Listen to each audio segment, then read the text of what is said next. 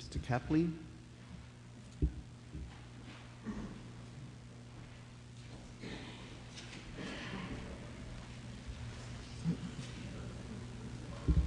Thank you, Mr. Moderator. Mark Kepline, Precinct 7.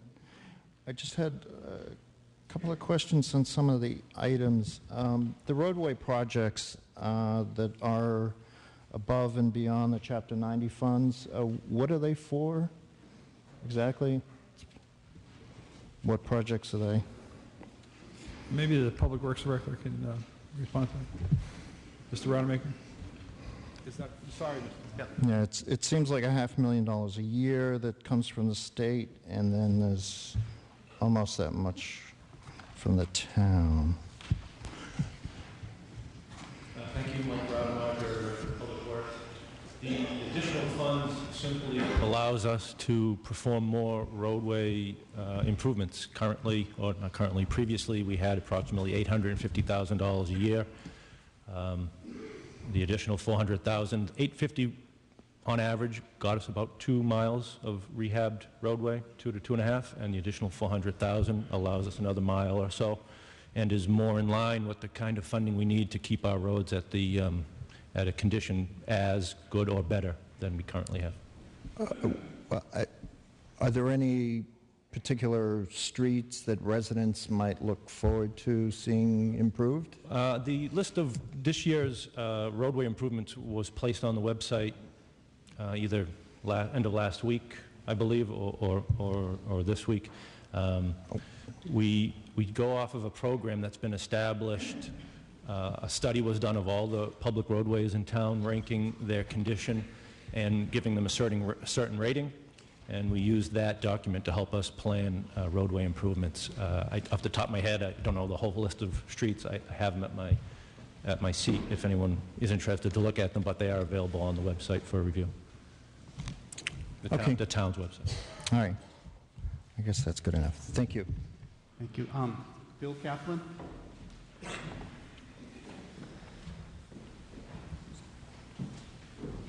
Bill Kaplan, Precinct 6.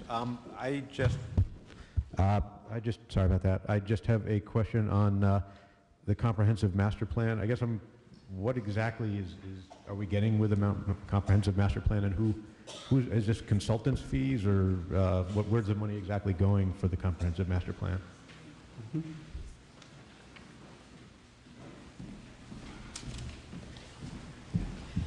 Carol Kowalski, Director of Planning and Community Development. Yes, it's likely that consultants would be involved in this. A comprehensive master plan is something that Arlington hasn't undertaken since before the Beatles were known in this country. I didn't think we had ever done one, but I did find that we did a comprehensive master plan in Arlington in 1962, and before that we did one in 1926. It's time for Arlington to do another one, because the first step is to establish goals and policies, to have a shared sense of where the town is going rather than reacting on an ad hoc basis to individual land decisions and external occurrences within Arlington and on our borders. I could go into greater detail, but so this is planned for future capital expenditures, or what exactly? A lot of it has to do with land use. There's usually 9 elements, but communities have flexibility on the elements that are included. There's always an analysis of strengths, weaknesses, opportunities, and threats for land use development, economic development, transportation, public facilities and infrastructure. We have been reacting to opportunities for a grant here, or reacting to a threat of a development there.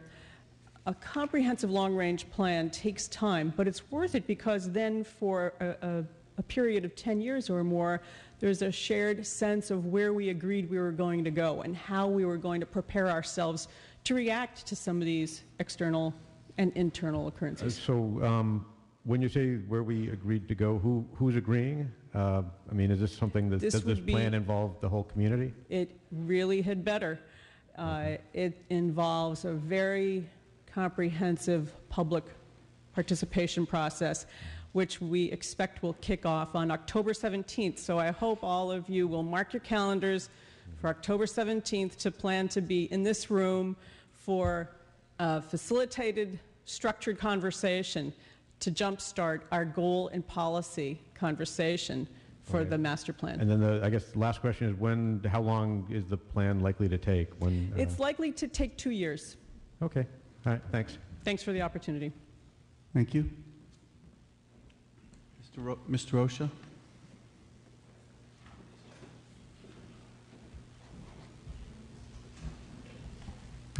Michelle DeRocher, Precinct 19.